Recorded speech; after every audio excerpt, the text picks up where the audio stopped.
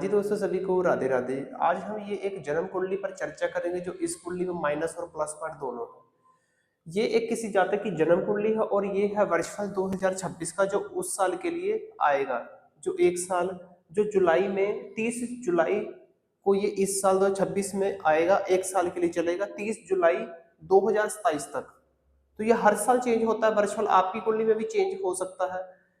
इस कुंडली में प्लस और माइनस पॉइंट की और चलेंगे और ग्रहों के बारे में देखेंगे कौन सा ग्रह अच्छा है कौन सा ग्रह बुरा है। आप अपनी जन्म कुंडली निकाल के देख लीजिएगा।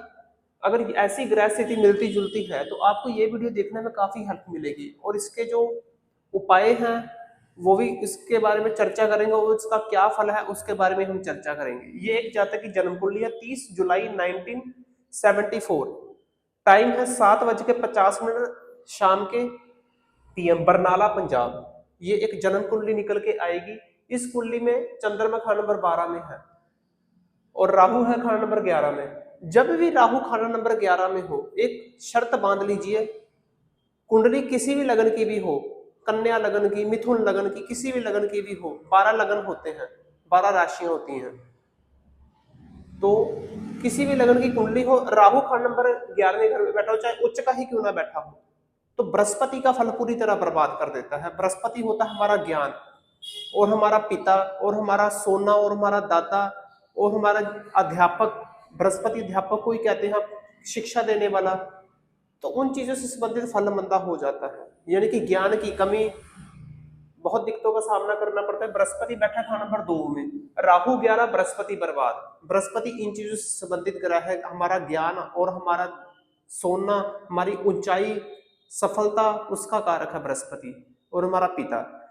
तो इसको ठीक करना बहुत ज्यादा जरूरी होता है। बृहस्पति खा नंबर अगर खराब हो रहा हो राहु खा नंबर 11 के वक्त, सूरज खा नंबर 7 में हो तो ये नीच का कहा जाता है। सूरज खा नंबर 7 में यहाँ पर नीच का होता है, इस राशि में, तुला राशि में नीच का माना जाता है। तो ये नीच का फल देगा खा नंबर 7 में, तो अच्छी स्थिति नहीं है। चाहे कुंडली किसी भी लगन की भी हो, काल पुरुष के मुताबिक खा नंबर 7 में सूरज नीच का ही माना जाएगा। मंगल खा नंबर 8 में है, बद्ध मांगलिक कहा जाता है, बहुत बुरा होता है मांगलिक। अगर इंसान हो, शुभ कार्य में दिक्कत आना, ऐसी दिक्कतें आना शुरू हो जाती है। लेकिन फिर भी यहाँ पर मंगल अब अच्छा फल देने शुरू कर दिया हुआ, अब मंगल का कोई बुरा फल नहीं होगा। आगे हम बात करेंगे इसी ग्रहों के बारे में। शुक्र बुध शनि खा नंबर 6 में है। तीनों में से कौन सा ग्रह आपको अच्छा लग रहा है? उच्च का। बुध का नंबर 6वें घर में, अपने ही घर में है, उच्च का बैठा हुआ है और साथ ये शुक्र है और साथ शनि है। तीनों ही आपस में मित्र ग्रह माने जाते हैं। शुक्र बुध शनि की युति हो तो बहुत ही ज्यादा अच्छी कुंडली हो जाती है, मजबूत कुंडली हो जाती है, मजबूत कुंडली हो जाती है। यानी कि बुध शनि से ऐसा जातक को चालाकी दे देता है, यानी कि अच्छे कामों में चालाकी अगर यूज करे तो उसका कारोबार, उसकी नौकरी, सरकारी नौकरी, सब कुछ बढ़ता जाएगा। बुध शनि की युति हो किसी भी घर में भी। इस 6वें घर में शनि वैसे भी खराब होता है, लेकिन बुध उच्च का साथ होने के कारण शुक्र यहाँ पर नीच का होता है कन्या राशि में। बुध उच्च का, बुध ने शनि को मदद दे दी, बुध ने शुक्र को मदद दे दी। अब शुक्र का फल भी नेक हो गया। अब तीनों का फल यहाँ पर राजयोग की स्थिति में आ गया है। बुध का नंबर 6वें घर में वैसे उच्च का है, राजयोग तो देगा देगा, और शनि और बुध का फल भी नेक होगा। ऐसा जातक चुस्त, चालाक, तेज प्रवृत्ति का होगा काफी, यानी कि हर चीज में ऐसा जातक अगर जाए तो उसमें कामयाबी हासिल जरूर करेगा। चंद्रमा खाना नंबर 12 में हो, जिस घर में भी मंगल बैठा होगा, मंगल खाना नंबर 8 में बद्ध मांगलिक कहा जाता, मंदा होता है। जिस घर में भी चंद्रमा 12वें घर में हो, मंगल खाना नंबर 8 में हो, तो अब मंगल यहाँ पर मांगलिक नहीं होगा, अब बद नहीं होगा, अब बुरी तरह। वो क्यों नहीं होगा? क्योंकि मंगल भी मिल रहा है चंद्रमा के साथ 5वीं वहां भी दृष्टि के कारण। जब भी मंगल को चंद्रमा की मदद मिल जाए तो मंगल यहाँ पर बद नहीं होता है। चंद्रमा 12वें घर में हो, मंगल कहीं भी बैठा हो, उस घर से संबंधित नेक फल होना शुरू हो जाता है। मंगल का नंबर 8 में मृत्यु के घर में बैठा हुआ, ये हमारा होता है दुनिया से चल जाने का घर। दुनिया से चल जाने का घर होता है 8वां घर, मंगल बैठा हुआ है। तो मंगल तो यहाँ पर बहुत जहरीला, बद मांगलिक कहा जाता है।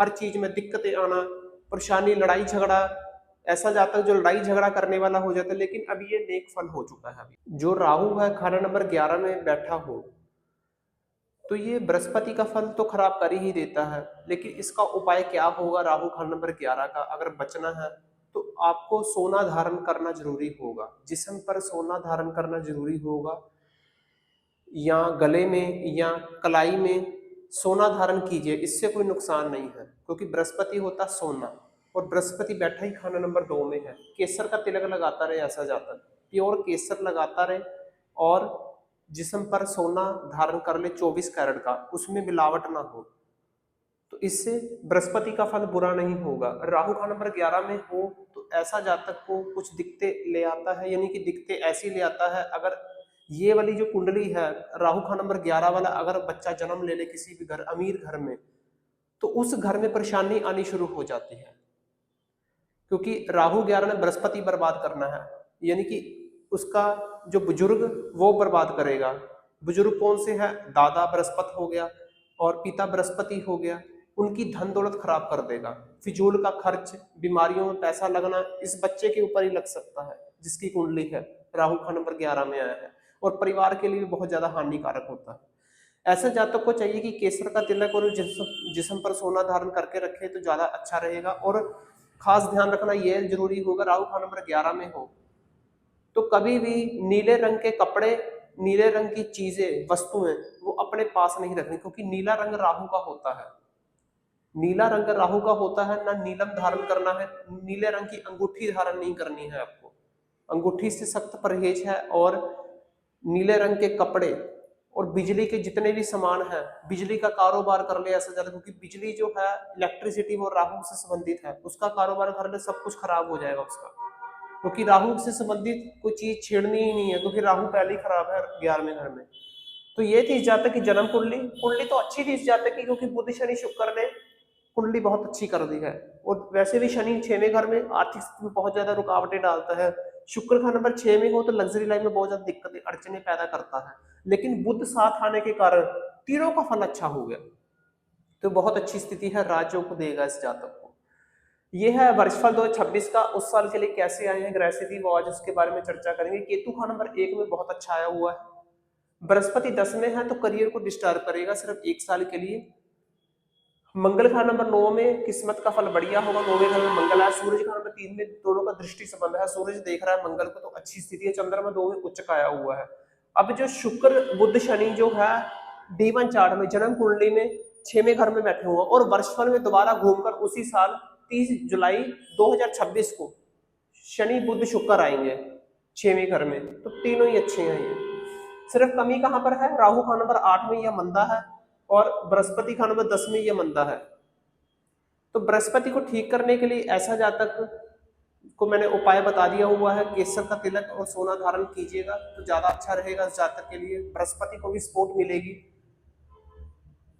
राहु का नंबर 8 में है, ये कुछ बीमारियां वगैरह दे सकता है, लेकिन फिर भी घबराने की कोई जरूरत नहीं है। तीसरे घर में सूरज बैठा हो और मंगल का नंबर 9 में बैठा हो तो कोई दिक्कत परेशानी नहीं आती है। चंद्रमा का नंबर 2 में है उच्च का, तो कोई दिक्कत परेशानी नहीं आएगी इस जातक को, यानी कि उसका स्वास्थ्य से भी अच्छा छुटकारा मिल जाएगा, स्वास्थ्य खराब नहीं रहेगा इस जातक का, तो बच चुकी है इसकी कुंडली। अगर आप भी अपनी जन्म कुंडली का विश्लेषण आप करवाना चाहते हैं वीडियो के द्वारा या आप कॉल के द्वारा, तो आप मुझसे संपर्क कीजिएगा, मैं अपना नंबर डिस्क्रिप्शन पे दे दूंगा। बाकी वीडियो को लाइक शेयर और सब्सक्राइब जरूर कीजिएगा। नमस्कार।